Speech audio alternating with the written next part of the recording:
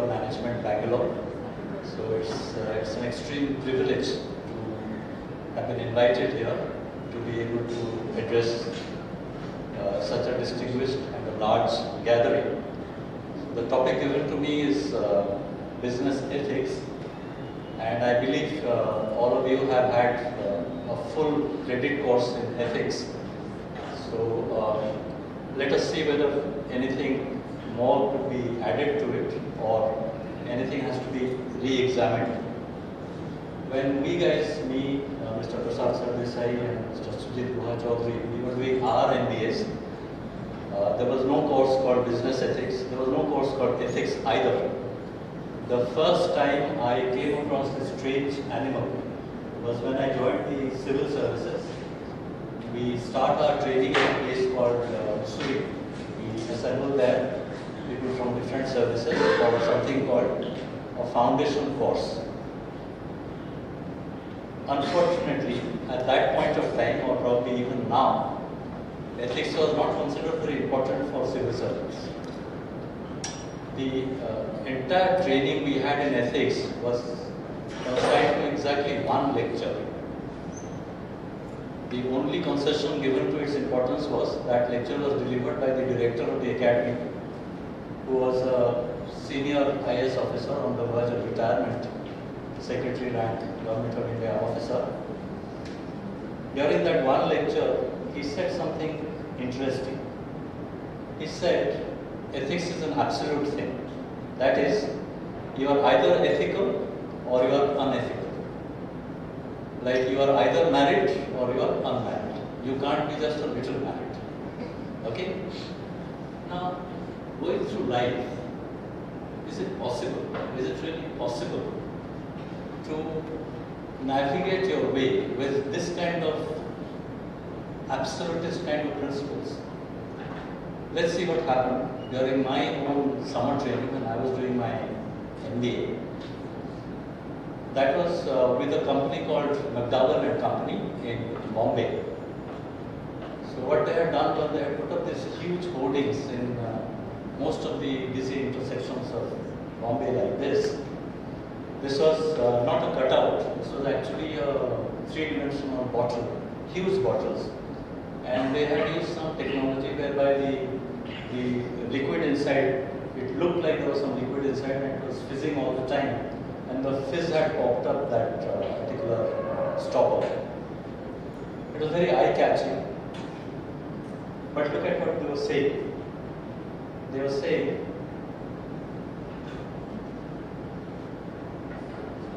make my McDowell's, the soda with spirit. Was this an advertisement for the soda? Anyone? Slightly louder, please. No? A resounding no. This was actually an advertisement for their premium liquor brand, namely McDowell #1 whiskey. Okay? Then as now, government has banned all advertisement in liquor. So they were bypassing the regulation through this kind of subterfuge. Now suppose, most of you will end up as managers tomorrow. Suppose you land up in a marketplace and you say, I will be ramrod straight. I am this absolutely ethical person. I will not bend. Come what may. I am Raja Harishchandra's Aulad. And suppose in the marketplace, all your competitors, they are using this kind of smart tricks to get more and more, grab more and more market share. What will happen? What will happen is, your boss or your bosses will call you up, call you in and say, look son or daughter, honesty is a good policy, but it just doesn't generate revenue. The point I'm trying to make is, going through life or approaching ethics in these absolutist kind of terms may not be very feasible. In fact,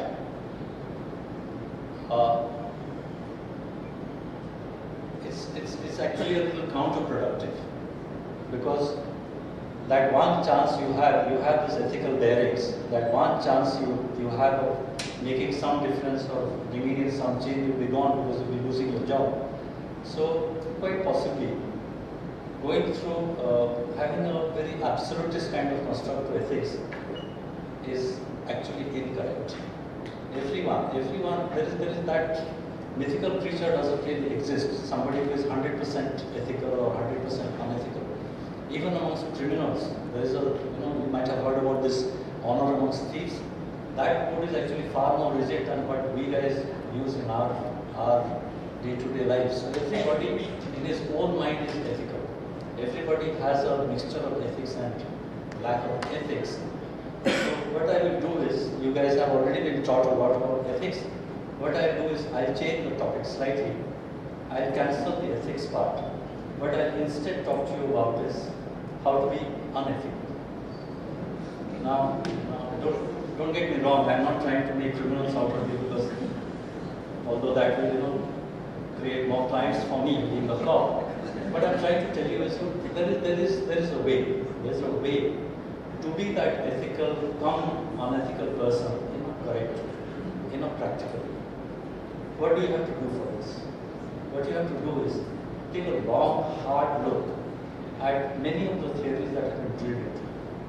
One of the theories you all must be familiar with.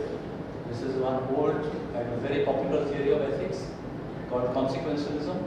How many of you have been taught about consequentialism? Any show of hands?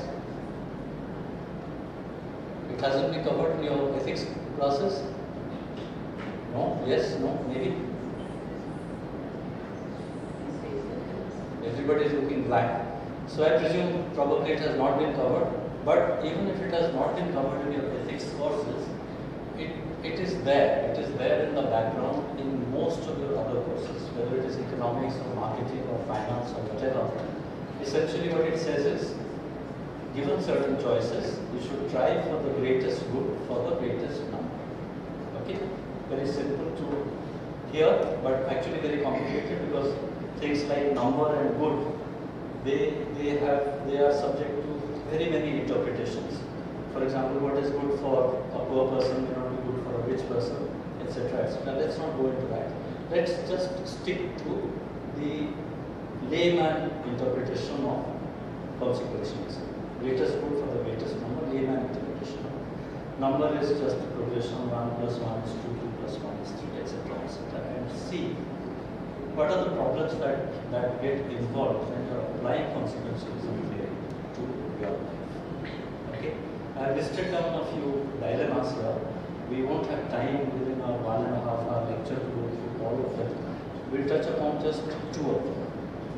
Dilemma number 1, emergency victims in a hospital. Anybody familiar with this one? No? Suppose one day, one fine morning, an ambulance rolls in to an emergency ward of a hospital, carrying 3 victims of a very bad accident. Very bad accident. One of them requires a heart transplant immediately. One of them requires a liver transplant immediately. And one of them, both the kidneys have been damaged. He requires a kidney transplant immediately. Otherwise, they will die. It's a very bad accident. Okay? So good so far? Come on. Yes. Meanwhile, there is an otherwise healthy adult who is sitting in the outpatient department, who has come in with a flu or a common cold and waiting for a prescription. So one smart nurse who is steeped in consequentialism theory goes up to the doctor and whispers in his ear, saying, "Doctor, let's do one thing. Let's kill that guy in the outpatient department. Take out his heart and liver and kidney and transplant them into these 3 patients. We lose 1 patient, we'll gain 3. How many of you would support this kind of prescription? Anyone? Most of you are shaking your heads. In fact, most of you are acting with revulsion towards this kind of suggestion. But why? As far as consequentialism theory is concerned, it fits into the theory. the sum total of utility of saving 3 lives is greater than the disutility of losing 1 life. So where is the problem? The problem is when you are shaking your head, when you are acting with revulsion towards this kind of suggestion, you are reasoning not on the basis of utility, not on the basis of utility. Your reasoning is based on something called justice. Even though some of you may not be able to verbalize it, deep within you feel that, look, it's so heinous, it's so unjust.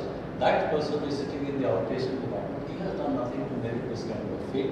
He has not volunteered to lose his life. He has come in for a common good. Why should he lose his life? The point is, whenever you have a theory of ethics, you need to interpret it correctly. If you interpret consequentialism or any other theory that you have taught, if you interpret consequentialism in terms of utility, purely in terms of utility in this kind of a situation, you get it wrong. Okay? Let's go to the next diagram. Most of us have traveled by trains. What happens? When a train is approaching a railway station, just a little before the railway station, there is a guy sitting on a slightly high kind of building with a bird's eye view or everything is called a pointsman. And just before it approaches the railway station, he throws a switch, or a switch is by default put on that setting so that the train is diverted from the main line to a loop line which goes to the platform. People embark and disembark, and then it again starts and goes back to the main line and goes. Suppose one day, just as a train is approaching that point where he is about to throw a switch, this linesman sees that there are 3 people loitering around in that loop line. These guys know that the train comes around at that time to that station, but they think that the train is still some distance away. They are just doing what you guys call time pass. They are doing time pass there. So what does this guy do? What does the linesman do? Will he still put it on the loop line, or will he keep it on the main line? Most probably he'll keep it on the main line so that these 3 lives will be saved. Suppose simultaneously he sees another person, a railway staff. He is engaged in some legitimate repair work on the main line. He has been given that task with the full understanding that the train will be diverted to the loop line, and he is engaged in his task. He also does not know that the train has approached.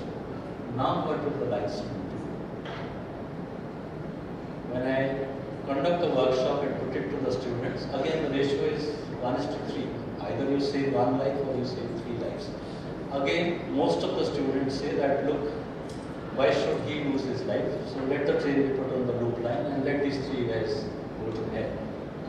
Which is just like the previous one. The same reaction, the same reasoning also. Reasoning based on justice. But look at what happens if I change the number. Suppose I say, look, there were not 3 people, there were 10 people. Now some people start weighing in. And they say, okay, if 10 people's lives are involved at the expense of 1 life, let's think a little more. And some people switch over and say, let it be put on the loop line. But some people, majority still stay on the main line. Let's put it on the main line. But majority of the people still think that it should be put on the loop line. But as I play around with the number, when I increase the number to 20 or 30 or 40, then more and more people switch over to putting it on the main line. As the number goes very high, when it goes something like 100 or 200, most of the people switch over. The point after all this is, theories of ethics, including consequentialism, operate in context. So just a priori application of the theory is absolutely wrong. Whenever in your real life, what is called real life, you are faced with an ethical dilemma kind of situation, don't apply your theory in a knee-jerk manner. Do take a pause and do look around what all are involved in that situation. Maybe when you get all the details, you will come up with a slightly different or drastically different interpretation of the same theory as it applies to that context. Okay? Now let's go to another theory, which again is a very popular theory, and probably Professor Pade will kill me for this. It is his area. Very powerful theory, which has held sway for an extraordinarily long time in management thinking. Originally propounded by the famous economist Milton Friedman of the Chicago School, is called the agency theory. In its essence, it says that manager is basically just an agent of the shareholders who own the company. So their entire focus has to be geared towards that particular thing. Their entire focus has to be geared to increase shareholder value. So if by any action which is to their mind ethical, you are reducing shareholder value, by the very nature of this theory and your job, you are being unethical. So what is the corollary? Suppose a manager is to set up a factory which has serious implications of environmental degradation, and his personal ethics militates against it and revolts at it. On the basis of this theory, he is being unethical because he is reducing shareholder value. The theory says it is not the manager's job to bother about this. This is for other agencies. This is for the legislature or for the enforcement agency, etc., etc. Manager's job is just to increase the shareholder value, as a result of which he should be focused on profit maximization. Very good theory, very powerful theory. Unfortunately, this theory is based on a few very wrong postulates. As I keep reminding everybody around me, there is a version of it in civil services also, and I go for lectures in our training academies. If you believe in absurdities, you will commit atrocities. Let us examine these postulates. First postulate is shareholders, shareholders, shareholders. Are the shareholders really the be-all and end-all of an enterprise? They are not. They are just one of the groups of stakeholders. There are other stakeholders like employees, creditors, suppliers, customers, the community it serves, the larger society. So all these people, all these stakeholder groups, they have a claim on the manager's mandate. So you cannot just focus on just one group of the stakeholders. Secondly, they say shareholders provide all the money, so they should get all the returns. Labor can be, other people can be paid for whatever the market bears, but malai, the cream has to be taken by the shareholders. Is this correct? Suppose, what does the shareholders give? They give the money. So if I put the money on that table, what will happen? Nothing will happen. It will just stay on there on the table doing nothing. After some time it will become crumpled and it will get destroyed. For production, you need different factors of production. For production of goods and services. Shareholders supply only one factor of production, which is capital. Capital by itself will not do it. The other factors you are familiar with, like land, labor, management.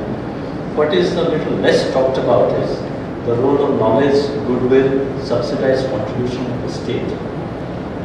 Now, suppose you put up a factory somewhere, it cannot operate on its own. There has to be a road leading up to the factory. There has to be a banking infrastructure. There has to be a marketing infrastructure. Then only the enterprise can operate. All these things are provided by the society or by the government or a combination of both through social contributions or through taxpayers' money. So all of these have also a claim on what the returns are accruing to the enterprise. Third thing, they say the shareholders are taking all the risks, so they should get all the returns. I submit it to you. contrary to this, not only that the shareholders do not take all the risks, they do not even take the maximum risk. In fact, they take the least risk. It is easy for a shareholder just to sell his shares and work off with his capital or put it in something else. For an employee, it is 1,000 times more difficult. For all the other stakeholders, it is way more difficult than the shareholders. When you go into your job, when you become a little senior, it will be very difficult for you to relocate when other considerations. Plus, the risks that they take, for example, the risk that the environment is taking is sometimes irreversible. And there are enough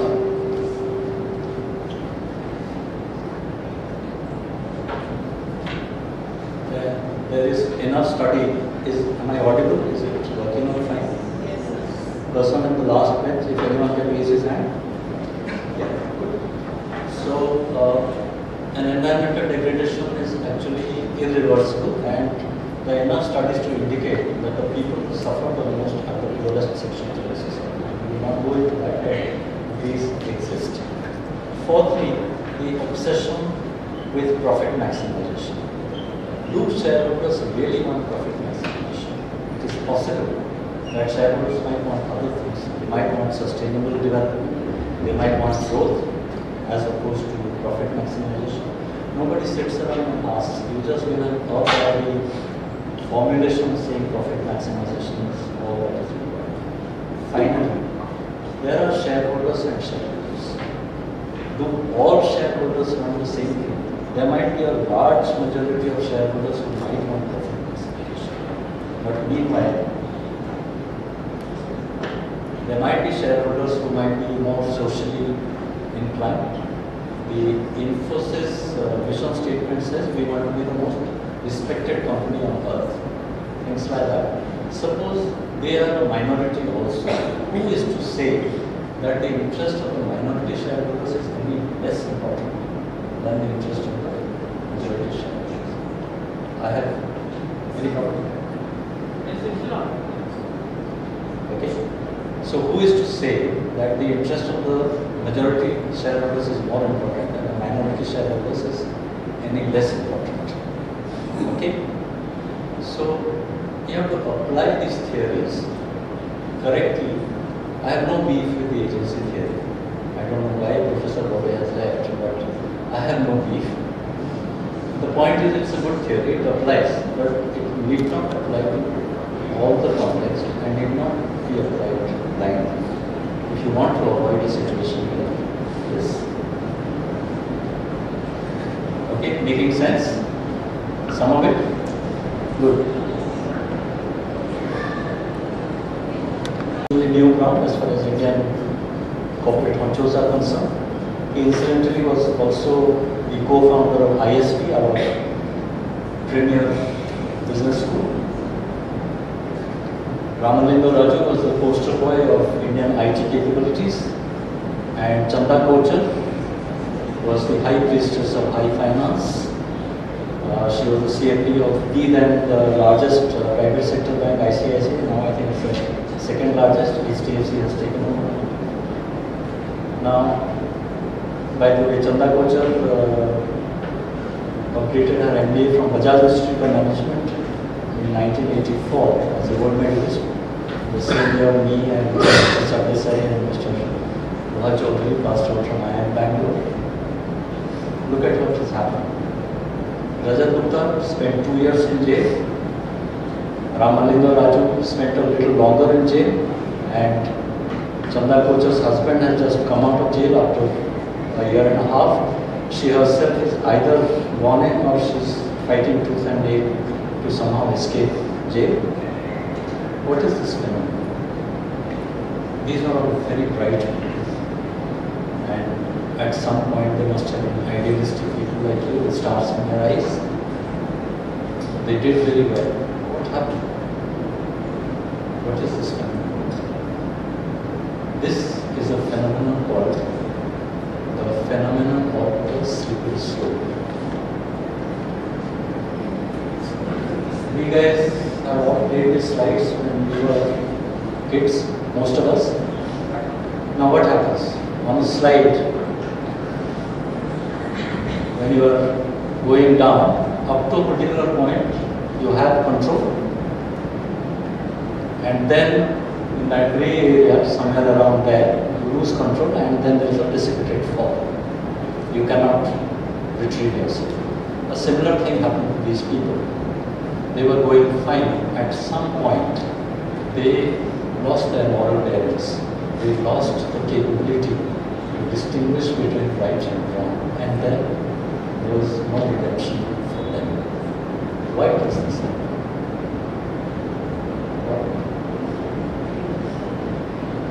I have identified 4 pitfalls.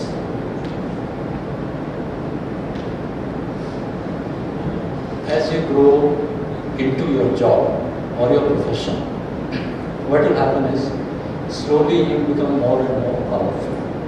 You will acquire power. What is power? Power is the number of people who are influenced by your decisions multiplied by the magnitude of that influence. So, as you grow into your job, even if you are not doing much, your power will grow. Problem is, this power is very intoxicating. You get addicted. So, you would like to acquire more and more power. That creates the first problem. That leads to this thinning out, blurring of the distinction between right and wrong. That is why it is called absolute power corrupts, and absolute power corrupts absolutely. Okay. Secondly, in your hurry to climb that ladder of success, or at a sublimated level, in your hurry to take your organization from point A to point B or C or whichever point you want to take it to as quickly as possible, you will start indulging in a few shortcuts. These will be, to begin with, these will be very innocent shortcuts. But the end result will be good, so that people will, applaud your efforts and they will say, look, you did the shortcut, but what a great result we had. It had not occurred to us. He had the sagacity, he or she had the sagacity to do it. Slowly, small shortcuts will lead to bigger shortcuts. They will lead to small infringements and bigger infringements and so on. And you will keep getting away with it. As a result of which, you will develop an aura of invincibility. You will think, mess up time, nothing can touch me. I get away with everything. And I know the truth. I am the whole representative of the truth. Okay?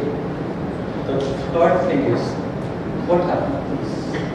Like Gajarutta, Chandakochan, they had achieved much more than what they had set out to achieve. When they were sitting as students like you, probably in their wildest dreams also, they may not have thought of where they had already gone. Why did they keep on doing it? As Ramalinga Raju said right after his arrest, he said it was like riding a tiger by the tail without knowing when to get off. Why did it happen? What happens is, you develop something called ambition without purpose. Despite having all the money in the world, despite having all the power and wealth in the world, you will like to keep on acquiring more and more so that it is a validation of your existence. Or at a sublimated level, if you are the owner of a company or a big guy in a company, you keep on acquiring more and more companies without it improving your bottom line. Okay? It's like, being on a treadmill and keep on increasing the speed and keep on running faster and faster without knowing, without even bothering about the end result and what it is doing to you.